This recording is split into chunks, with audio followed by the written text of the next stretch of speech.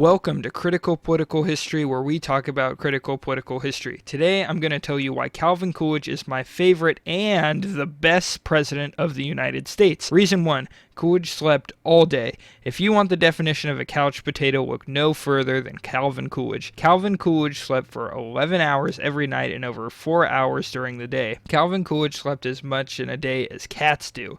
This reason is definitely the most relatable on this list. Reason 2, he was the only president born on the 4th of July. Being born on the 4th of July, there's nothing more patriotic than that. Reason 3, Coolidge had essentially his own zoo at the White House. There's not much to say here because the numbers sort of speak for themselves. Here's the list of all of Calvin Coolidge's pets.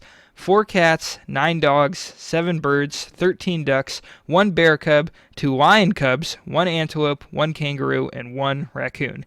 Yeah, that's a lot of pets.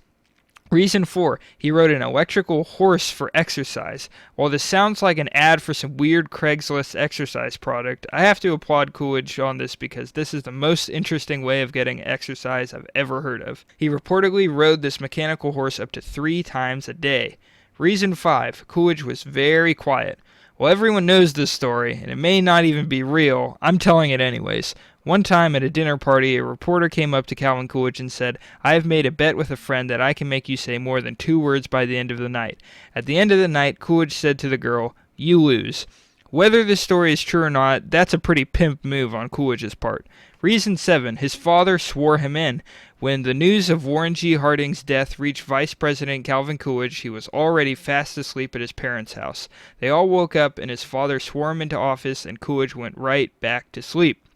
Reason 8, he pardoned a raccoon. On Thanksgiving 1926, Coolidge was given a live raccoon with the suggestion of cooking it. Coolidge was like, "Nah, that's kind of gross," and pardoned the raccoon and kept it as a pet. Pardoning a raccoon is way cooler than pardoning a turkey anyways. Reason 9, he left office willingly. After his first full term, Coolidge decided he didn't want to run for re-election. He had the most important job in the country and was like, "You know what? I think I'm good." Reason 10, Coolidge didn't start the Great Depression. There are a bunch of idiots out there who try and blame Calvin Coolidge for the Great Depression. I'm not saying he had zero part in it, but to blame the entire thing on him is ridiculous.